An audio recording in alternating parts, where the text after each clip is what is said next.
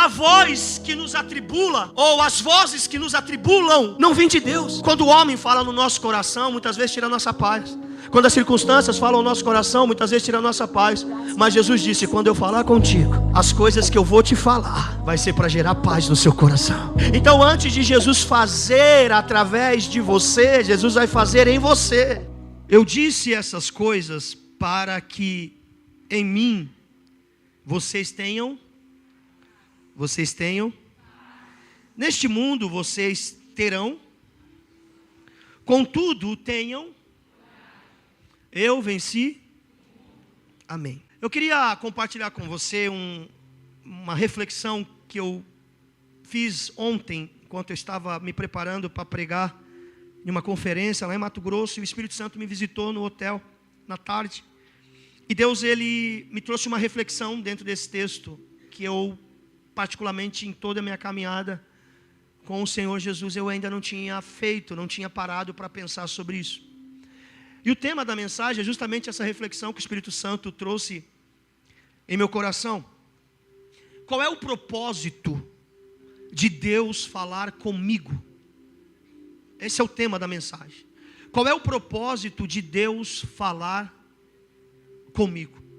Eu não sei se você já teve essa reflexão, se parou já para pensar sobre isso. Porque eu fiz essa reflexão ontem à tarde e comecei a chorar. Porque são inúmeros cultos, são inúmeras palavras, revelações, pregações, ensinos. No GC Deus está falando, através dos louvores Deus está falando. Quanto tempo de crente você tem?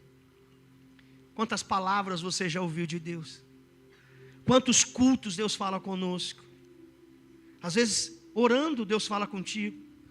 Às vezes em uma frase, no trânsito, Deus comunica algo no seu coração, sim ou não?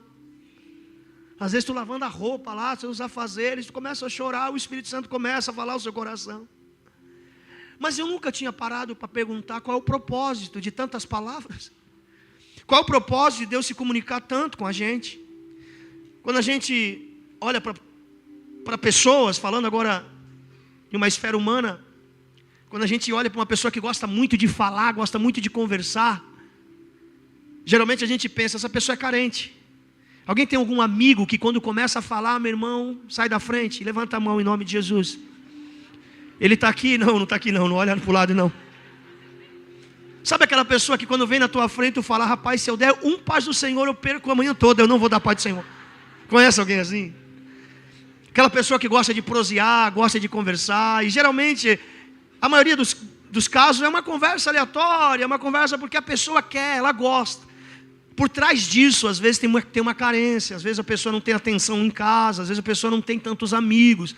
Então a pessoa quer conversar, quer jogar conversa fora, então ela quer se comunicar constantemente. Quando a gente vai para Deus e olha para Deus, que Deus está se comunicando constantemente, a gente precisa entender que Deus não faz isso porque Deus tem carência. Uma vez eu ouvi alguém falando uma loucura, dizendo que Deus precisa se relacionar com o homem. Deus não precisa de nada. Deus não faz isso por ele, Deus faz isso por nós. Então, Deus não fala conosco constantemente por carência. Deus fala conosco por propósitos, destinos. Ele mesmo disse que a palavra que sair da boca dele, ela não voltará vazia sem antes cumprir o propósito pela qual ele enviou. Então olha para mim, eu não sei se tu tem 10, 15, 20 anos, ou se você já é um dinossauro na igreja, aleluia. Mas eu quero que você entenda que desde a primeira palavra que Deus falou ao seu coração, até a última que você ouviu até hoje, todas elas têm um propósito, têm um destino, têm uma direção. Porque Deus não fala por falar. Não tem nenhum versículo na Bíblia, Deus lá no céu, carente, sem amigo, querendo conversar e descer, pegar um banco, chamar alguém e falar, vamos bater um papo aqui. Não tem. Todas as vezes que Deus se comunicou com o homem, é para dar uma direção, é para estabelecer um propósito, é para mostrar uma rota, mostrar o que estava no coração dele. Então Deus, ele não fala conosco para você descobrir qual é a sua vontade. Deus fala conosco para Ele revelar qual é a vontade dEle na nossa vida. Então há um propósito de Deus se comunicar com a gente. A Bíblia diz em Provérbios 16:4, Deus faz tudo com um propósito. Deus não fala por falar. Deus não conversa por conversar. Cada pregação, cada mensagem, Ele está apontando um destino para a sua vida. Olha para mim. Toda palavra, ela é necessária no tempo oportuno. Repita comigo, toda palavra, ela é necessária no tempo oportuno.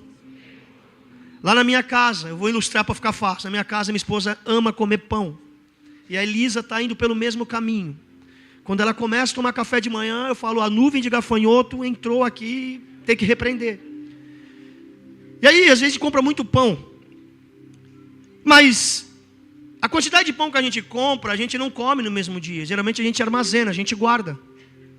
Aí você abre ali, o armário tem pão, mas você está sem fome, não tem necessidade naquele momento. Mas no outro dia, quando você está precisando do pão, ele está ali, você come. A palavra de Deus é um pão. Deus, Ele enche a nossa vida de palavra, de pão. Tem mensagem que não vai fazer sentido para você agora. Talvez não é o que você está precisando agora. Mas Deus está dizendo para você, armazena. Guarda. Lá dentro. Porque toda palavra é necessária para o tempo oportuno. Então nenhuma palavra é em vão. Talvez você entre na igreja e fale, hoje essa palavra não foi para mim. Talvez não foi para você hoje. Mas se você guardar essa palavra, você vai precisar dela lá na frente. Porque a palavra é o pão vivo que desceu do céu. E esse pão nunca perece. Toda mensagem, toda palavra que Deus liberou sobre a sua vida, você vai fazer uso dela um dia. O Espírito vai lembrar você. Jesus, quando estava partindo para o céu, Jesus falou para os discípulos, eu tenho muitas coisas ainda para falar para vocês, mas vocês ainda não suportarão. Mas virá o Consolador, e quando Ele vir, Ele vai esclarecer, vai explicar, vai dizer o porquê de muitas coisas que eu vos tenho dito. Coloca a mão no seu coração, diga assim, aqui dentro tem palavras que eu recebi há anos atrás, que lá na frente eu vou usar, e isso vai ajudar a minha vida, ajudar a minha família. Diga, nenhuma palavra é sem destino. Diga, toda semente que cai em terra boa cresce. É só uma questão de tempo. Vai ter momento, irmão, que você vai estar em uma prova absurda, e o Espírito Santo vai trazer uma revelação, uma palavra que você recebeu um tempo atrás, seja em um culto, seja em casa, seja em qualquer lugar, mas ela está aí, e essa palavra vai te levantar, te colocar de pé. Então escute, você não se alimenta toda hora para comer nesse momento. Você vem buscar a palavra, às vezes para guardar, porque daqui uma semana, daqui um mês, você vai estar abastecido.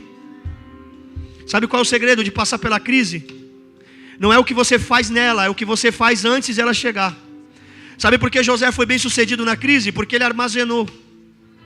Ele falou, deixa eu guardar trigo, deixa eu guardar pão. Porque quando a crise vir sobre o mundo, eu abro o armário. Tem palavra, tem palavra, tem palavra, tem palavra, tem palavra, tem palavra, tem palavra. Deus, Ele não fala nada por falar, Ele tem um propósito. Existe uma história, uma tradição, olha para mim. Existe uma tradição judaica que explica como Abraão conheceu Deus. É muito linda essa história. Não é bíblico, é uma tradição judaica. Os rabi, eles dizem que o pai de Abraão, que era fabricante de ídolos, um homem idólatra, tinha uma fábrica de ídolos em sua casa, e Abraão ajudava o pai. Se você ler a Bíblia, você vai ver que Abraão, ele não era crente, ele não tinha fé em Deus ainda, ele era um pagão. Morava na Mesopotâmia, que era o centro pagão do mundo antigo. O pai de Abraão era o homem mais idólatra daquele tempo. E diz a tradição que um dia Terá chamou Abraão e disse assim, filho, o pai vai viajar a negócios, cuide da fábrica de ídolos. E diz a tradição que então Terá foi viajar e deixou Abraão cuidando da fábrica de ídolos. E na casa de Abraão tinha muitas estátuas, muitos deuses pagãos. A tradição diz que nesse interim, nesse intervalo da ausência de Terá, o Deus de Israel, o Criador dos céus e da terra, o Deus vivo se revelou a Abraão e falou com Abraão.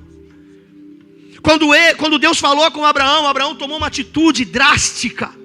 Ele pegou um pedaço de madeira e quebrou a maioria dos ídolos.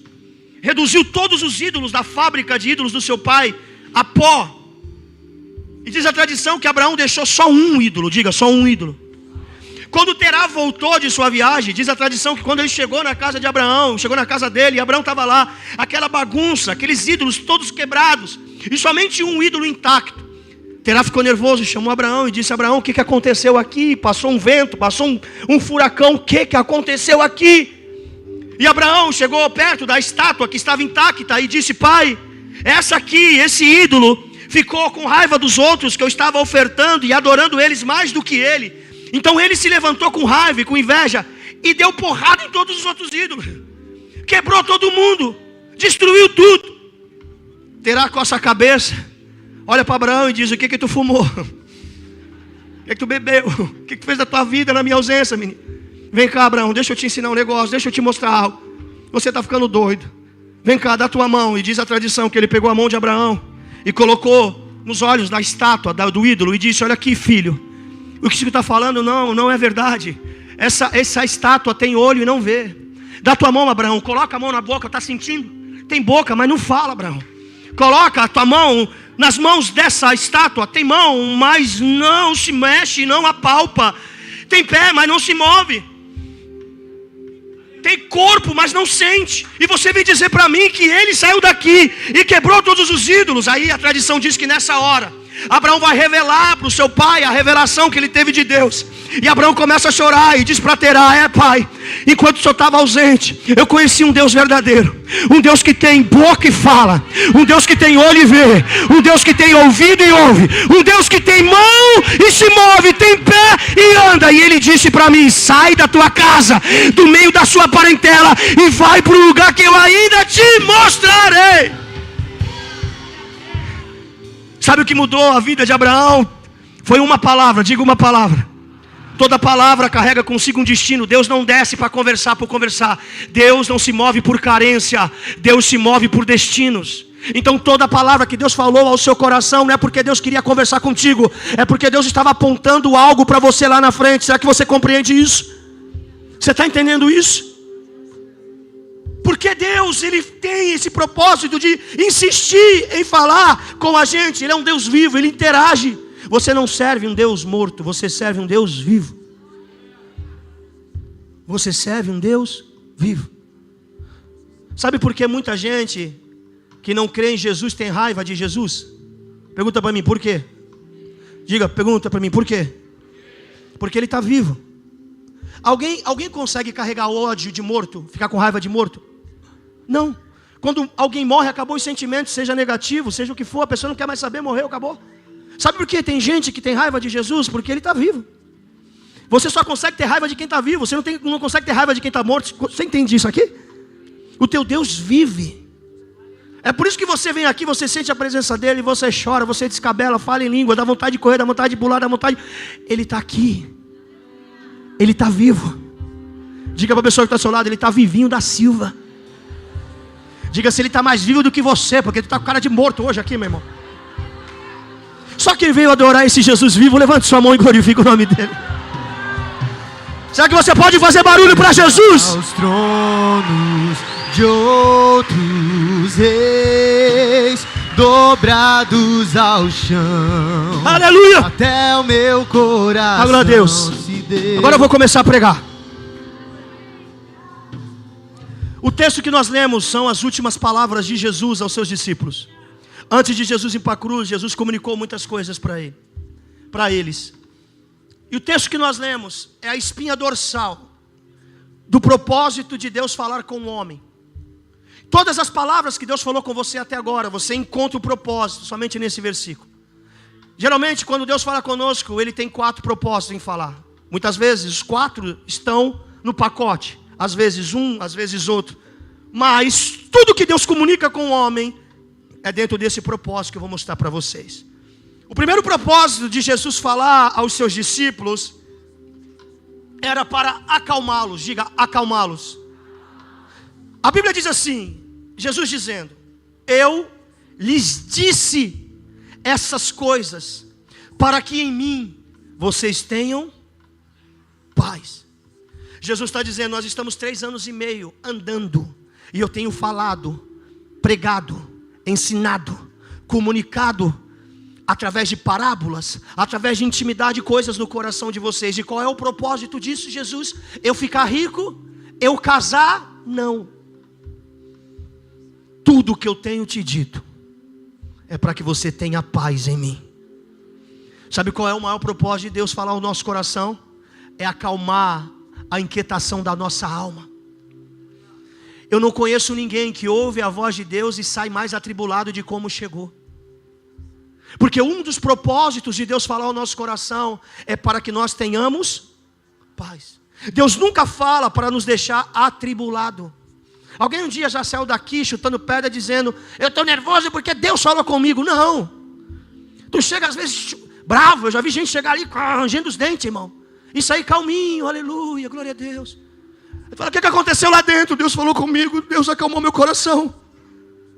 Porque Jesus está dizendo, eu disse essas coisas para que em mim vocês tenham paz. A voz que nos atribula, ou as vozes que nos atribulam, não vêm de Deus. Quando o homem fala no nosso coração, muitas vezes tira a nossa paz. Quando as circunstâncias falam no nosso coração, muitas vezes tira a nossa paz. Mas Jesus disse, quando eu falar contigo, as coisas que eu vou te falar, vai ser para gerar paz no seu coração. Então antes de Jesus fazer através de você, Jesus vai fazer em você. Sabe qual é o propósito de Deus falar ao teu coração semanalmente? Sabe qual é o propósito de Espírito Santo sempre trazer uma palavra para acalmar o teu coração? Porque Deus sabe que o nosso coração muitas vezes é como um barco agitado no meio de um mar revolto. Aí Jesus tem que vir andando sobre as águas com uma palavra e dizer para a tempestade, cessa, para. Dizer para o vento, acalma-te. Aí o nosso barquinho começa a ficar mais calmo. Quantas vezes a gente entrou pelaquela porta, irmão, com o coração agitado. Aí a palavra de Deus vem. E o propósito dela é te acalmar. Diga, me acalmar. Se você entra na igreja, sai da igreja, se você ouve palavra e continua atribulado, é porque você não entendeu o propósito da mensagem de Deus para o seu coração. Jesus é o príncipe da paz. O reino de Deus não é comida e nem bebida, mas é paz, alegria. A Bíblia diz que Jacó, quando estava fugindo do seu irmão no meio do deserto, atribuladão, diz a Bíblia, que Deus fez ele parar. Ele pegou uma pedra, dormiu no deserto, a pedra era travesseiro, e diz a Bíblia, que ele teve um sonho. Irmão, quem consegue sonhar fugindo? Quem consegue dormir fugindo, correndo risco de vida? Mas diz a Bíblia, que o Deus que Jacó servia, é o príncipe da paz. É a paz que excede todo entendimento. E as palavras que Deus comunicava no coração de Jacó, era tão tranquilizante para a vida dele, que ele pegava uma pedra, deitava e dormia, e mais, sonhava. E ele não sonhava com cobra engolindo jacaré, com demônio, não. Ele sonhava com uma escada que vinha do céu à terra. O homem está fugindo, está com crise, está com pressão, mas está dormindo. Está sonhando. E está tendo sonhos de Deus, os céus abertos, anjos descendo, anjos subindo, e Deus sentado em um alto trono lá no topo da escada. Eu vou liberar essa palavra sobre a tua vida. Aleluia. Deus está falando ao teu coração para acalmar a tua alma. Tu vai deitar, tu vai dormir, tu vai sonhar. Essa inquietação vai sair do seu coração, porque o propósito que Deus te trouxe aqui é para falar ao teu espírito e dizer, tudo que eu estou te falando é para que você tenha paz em mim. Paz. Diga para a pessoa que está do seu lado, calma, Ele está falando contigo. Ó, teve gente que já mudou a expressão aqui. Comecei o culto, tinha gente que estava assim, ó. Já está mais tranquilo, está mais leve. O primeiro propósito de Jesus falar com os discípulos é para acalmá-los. Eu lhes disse essas coisas para que vocês em mim tenham.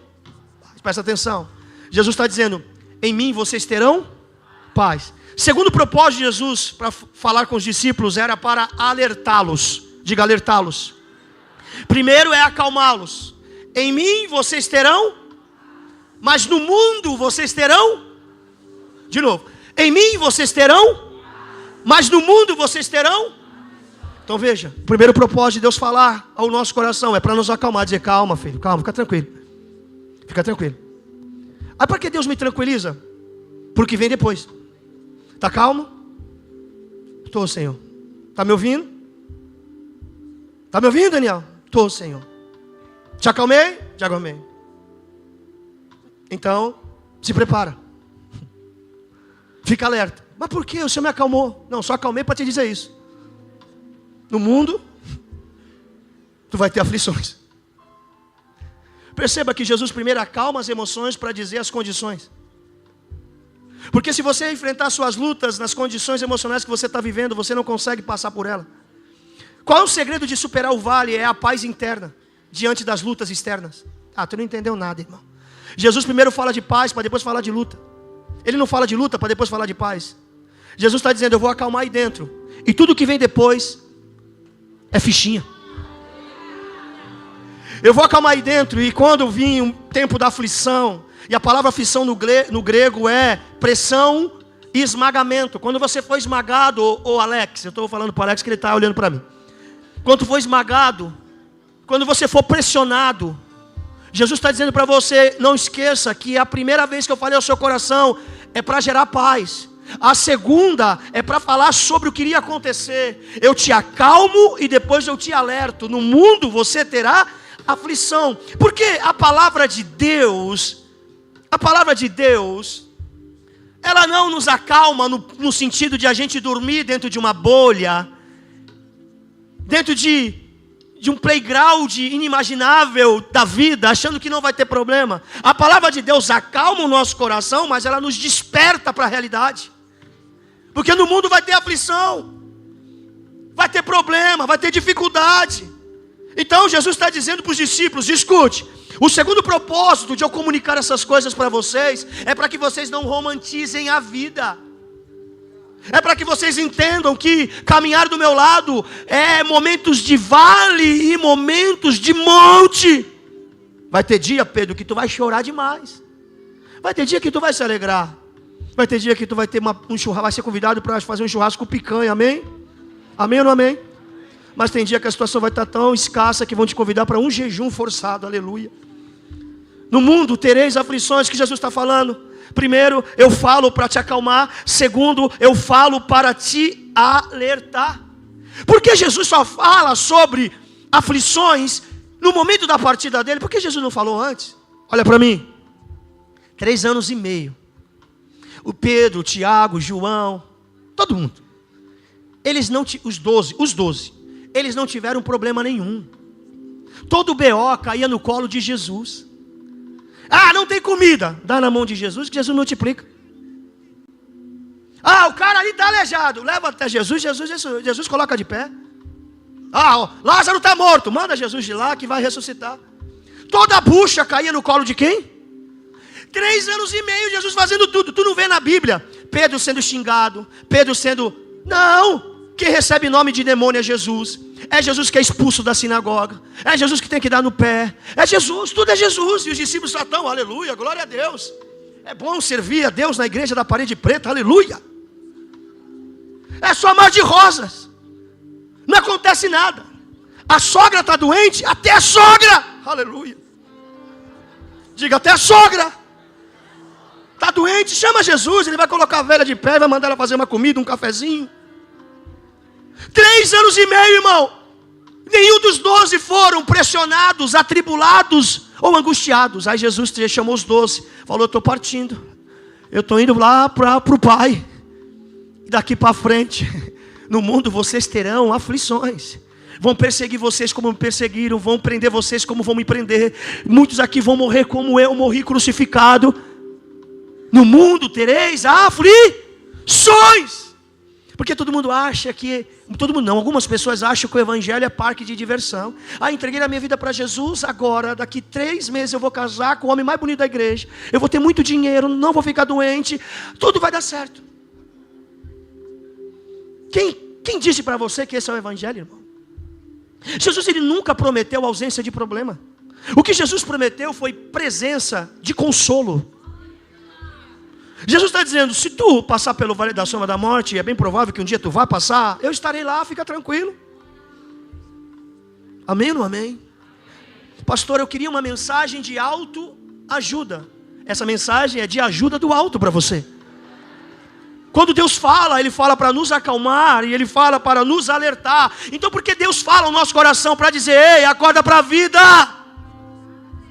Sai dessa bolha, irmão. Amanhã é segunda-feira. Tu vai acordar cedo, tem que ir para cima, que se tu não for para cima não acontece nada. É Jesus dizendo para os discípulos, ei, a vida é dura para quem é mole. Acorda! Um dia o apóstolo Paulo estava, aí sou eu falando, no veneno com algumas pessoas de uma igreja. Chegou uma notícia para Paulo, ó, tem uns caras aqui que estão com essa conversa que Jesus vai voltar, e os caras não querem trabalhar não. Só está nas custas da família, 30 anos, 40, eu vou falar, está filmando? Vou falar. 30 anos, 40 anos, viva nas custas da velha ainda, do velho. Não bate um prego. Paulo ficou sabendo disso. Aí Paulo escreveu uma carta e devolvendo, falando assim, avisa para esses parasitas, que quem não trabalha também não come. Vai na Bíblia, irmão. Joga no Google aí que tu vai cair para trás. Tem gente que se achar esse versículo amanhã já está com pastinha de currículo. Jesus está dizendo, no mundo tereis aflições, vai ter pressão. Eu falo contigo para te acalmar, mas eu falo contigo para te alertar. O Evangelho não é só uma mensagem corretiva. É uma mensagem preventiva. Deus pode corrigir muitas coisas que deram errado, pode. Mas a mensagem é para prevenir, para que não aconteça. Ei, vigia. Não baixa a guarda. No mundo tereis aflições. Porque Deus fala ao nosso coração para acalmar, para nos alertar. Quantas vezes, irmão, Deus puxou a nossa orelha, sim ou não? Quem já recebeu um puxão de orelha de Jeová através da palavra, levanta a mão. E quem aqui ainda fez errado? Não, abaixa a mão, não, está filmando. Deus vai lá, alerta. Conselho de Deus é como conselho de mãe, já percebeu? Lembra da tua mãe? Quando falava alguma coisa, tu falava, já sei. O que acontecia? Estava tudo errado, é a mesma coisa. Deus alerta. No mundo você vai ter aflição. Terceiro propósito de Jesus falar com os discípulos era para encorajá-los. Diga, encorajá-los. Primeiro Jesus diz assim, em mim vocês terão, no mundo vocês terão, mas em vocês precisa ter. Olha só. Vamos lá mais uma vez. Em mim vocês terão, no mundo vocês terão, mas em vocês tem que ter coragem. A palavra ânimo no grego é coragem, é confiança. Jesus está dizendo, se vocês olhar para mim, vocês encontram paz. Se vocês olhar para o mundo, vocês encontram aflições. Agora, se eu olhar para vocês, o que eu encontro? Se olhar para mim, eu estou, eu vou morrer. Ânimo, diga ânimo. Qual o propósito de Deus falar ao nosso coração? Em tantos cultos. É para dizer, filho, o pau está quebrando. A vida não é fácil. E se tu passar que nem a hiena, a vida, a Zé, tu só vai perder batalha, cara. Coragem. Confiança. Coragem não é a ausência do medo, é a superação dos medos. Confiança não significa que você não tem algumas incertezas. Confiança é você ir, mesmo tendo incerteza, porque você confia naquele que falou que iria fazer. Então Deus fala conosco para nos acalmá-lo. Deus fala conosco para nos acalmar. Deus fala conosco para nos alertar. E Deus fala conosco para nos encorajar. Jesus revela como será. Ou seja, o mundo tereis aflições, mas Ele também mostra o que nós precisamos para vencer o mundo. É coragem. Pastor, mas eu tenho medo. Vai com medo mesmo. Quem aqui gosta de brinquedo radical? Jovens, montanha-russa, essas coisas. Todo mundo que desce a montanha-russa desce com medo, sim ou não? Mas por que desce?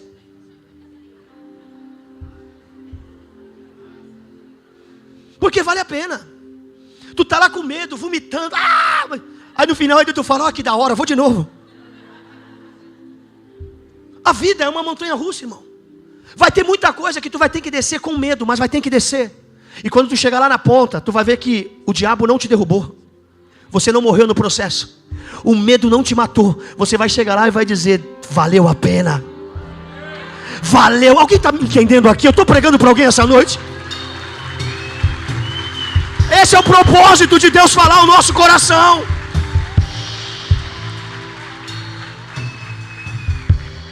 Presta atenção. Por que Deus fala ao nosso coração?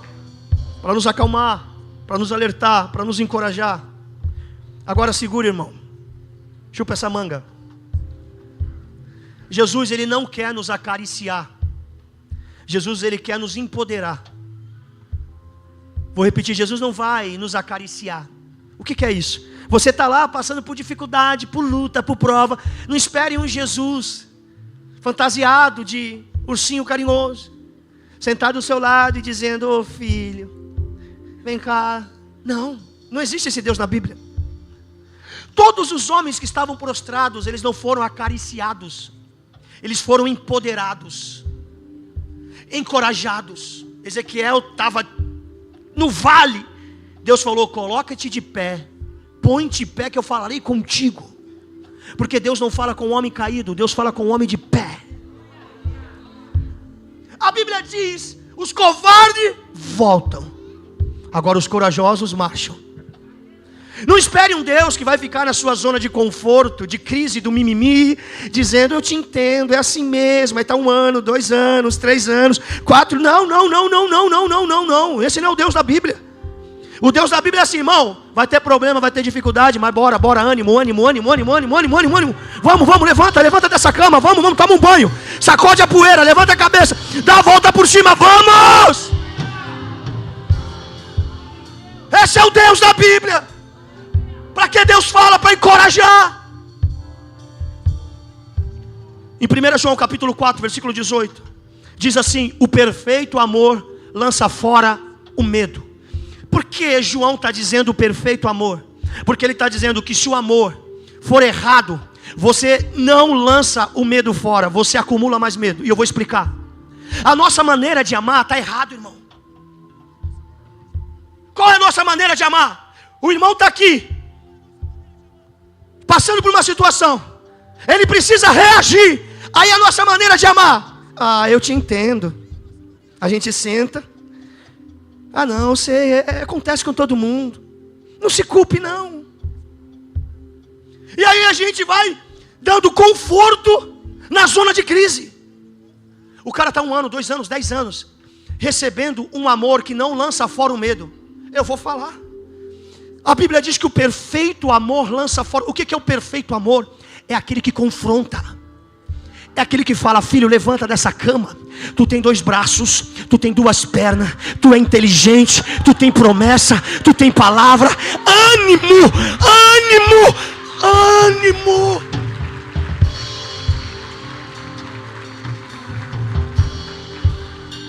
Aí alguém vai dizer assim: sabe por que eu gosto dele? Porque ele me entende. Eu vou falar. Hoje eu estou falando tudo aqui, hein? Fala ou não fala, irmão? Tem gente que fala assim: eu gosto mais dele porque ele me entende. Aí você vai na profundidade do que significa esse me entende. Aí tu descobre o porquê. Porque esse que entende não tem confronto.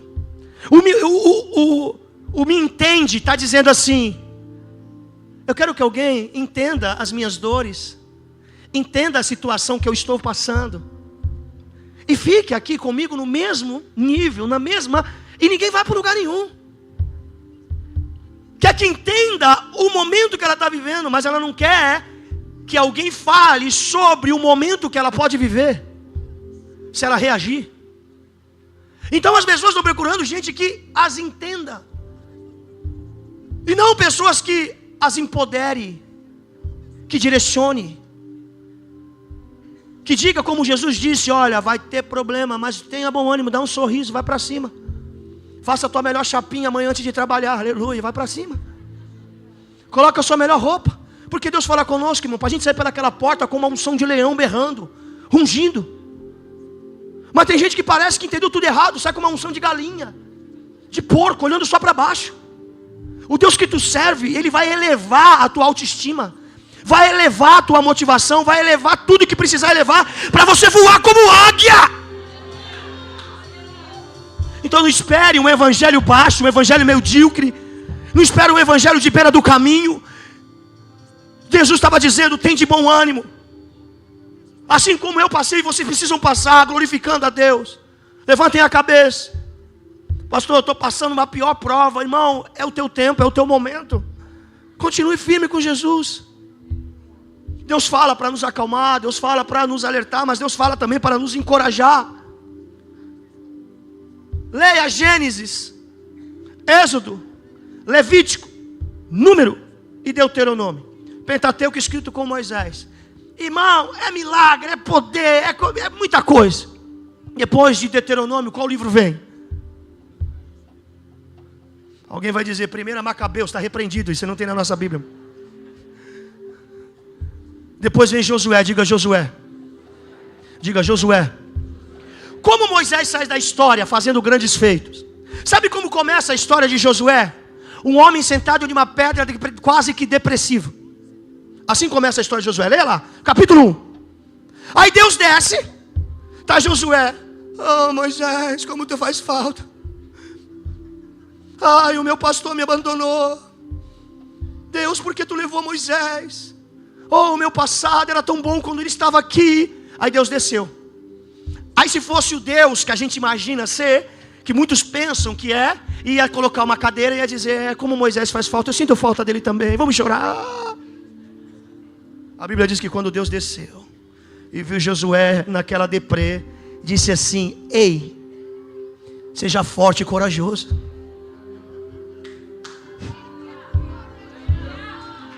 Seja forte e corajoso.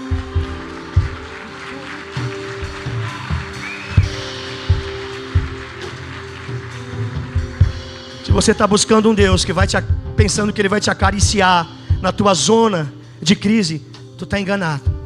Ele vai te empurrar para fora dessa zona de crise.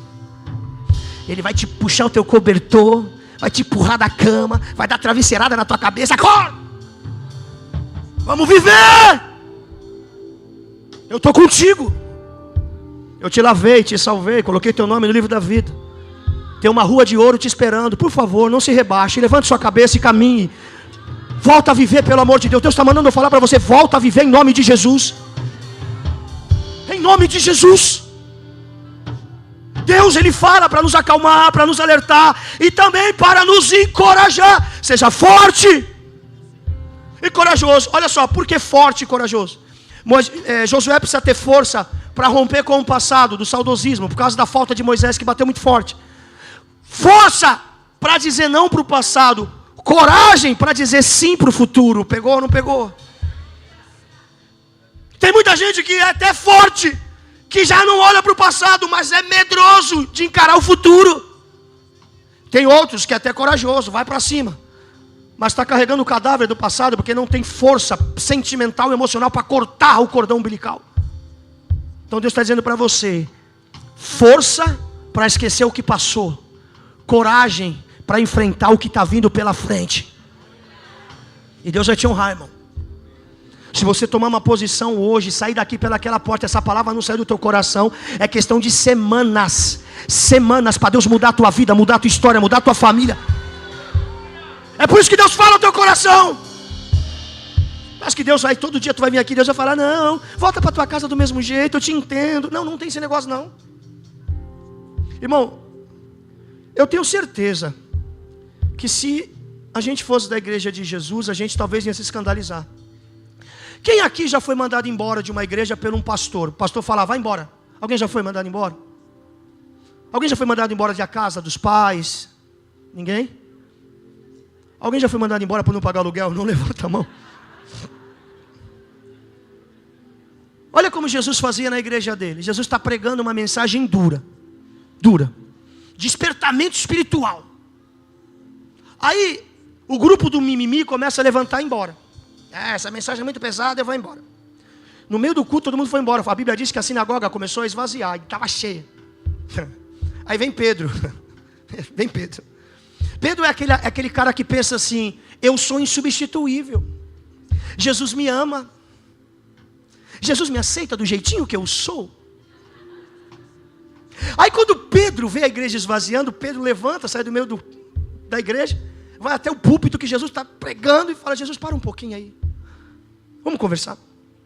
Não é melhor você mudar essa mensagem, mudar essa pregação? O povo está indo embora, a igreja vai esvaziar, Jesus. De vez de juntar, tu está espalhando.